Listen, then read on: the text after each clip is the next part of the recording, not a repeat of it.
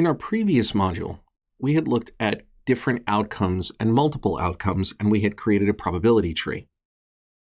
It would be very difficult if these probability trees had, say, 15 branches each, in order to determine what the probabilities of each one of the branches would be.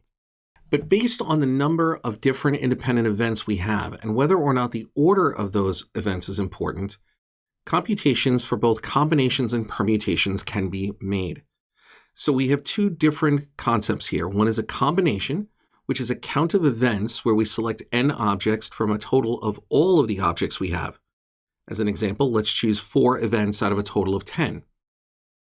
And permutations, which are a count of events where we select n objects from a total of all the events, but the order of those objects or those selections matter. So for example, we choose 4 events out of a total of n number of events, let's say 10. But the order of events matters, such that red, green, blue, yellow is a different outcome than yellow, blue, green, and red. Let's look at a combination first. For a combination, we're going to use the following notation. It's a subscripted, or lowercase n, capital C, and then a subscripted lowercase k on the right side. And we can read this as n items choose k different items. And again, if it's combinations, the order doesn't matter.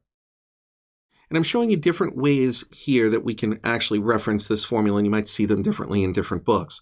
You have the subscripted n and k, book ending the capital C.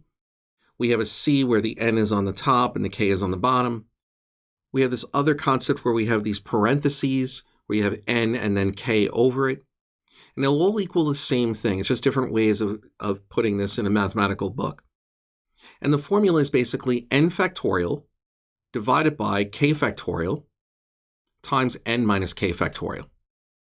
Now, for those of you who aren't familiar with the factorial or the exclamation point, it's very simple because all that notation means is take all of the items from n minus 1, n minus 2, and multiply them together. So if we had 10 factorial, it would be 10 times 9 times 8 all the way down to 1. One rule, which we haven't shown here, is that 0 factorial is 1. You won't need that for this course, but it is something to know that if you had 0 factorial, the answer is 1. Now, in a permutation, there are 2 different ways that we can do this. We're going to look at one first. Permutations where repetition is allowed. So let's say something has n different types, and we have n choices each time because we're putting it back, let's say, into a bowl. Take an example. We're going to choose 3 things. The permutation would be n times n times n. Basically meaning if I had 15 marbles in a bowl and I choose 1, and I would put that back in, there are still 15 marbles in there, and if I choose 1 again, it would be 15, then times 15, then times 15. So in general, we're choosing R of something that has n different types. So it'd be n times n, R number of times. This can also be expressed as n to the power of R. So if we have 10 numbers to choose from, and we choose 3 of them, you would have 10 times 10 times 10, or 10 to the 3rd power, which is 1,000 permutations. In permutations without repetitions, we have to reduce the number of choices each time. So using the previous example where we had 10 items, if I pull 1 out, the next time I'll only have 9 to choose from. And then once I've done that, I'll only have 8 to choose from, and so forth. So the numbers get reduced each time. So all the different permutations for all of them would be 10 times 9 times 8 times 7 times 6, and so forth. And that we know is just our factorial, 10 factorial or n factorial. But if we want to do a selection, something like we only want 3 of them, then it would be 10 times 9 times 8 permutations, because each time I've only selected 1, and then I'm left with whatever's left over, and I'm only doing that 3 times. So without repetition, the choices get reduced each time. Mathematically, we can write that a little bit simpler. because I can now replace this with n factorial over n minus r factorial. So for example, if you choose 2 letters from a group of 4, we have A, B, C, D. The combination AB and BA are different, and thus this is a permutation. And the formula is n factorial over n minus r, or k factorial.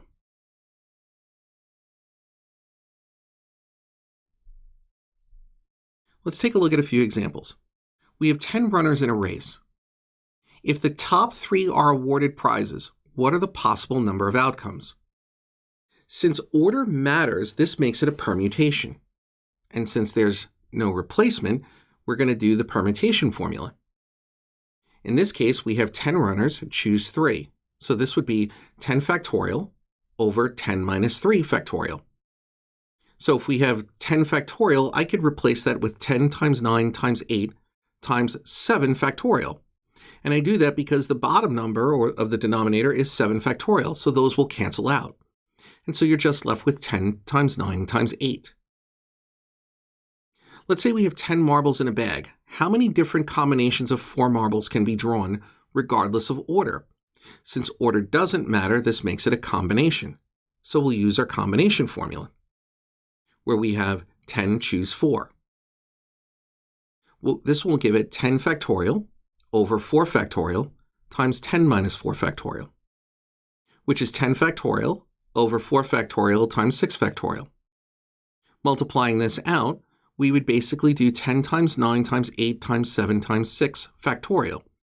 That cancels out the 6 factorial here. And 4 factorial, we can compute as 4 times 3 times 2 times 1. And now we can just simply do the math to get 210.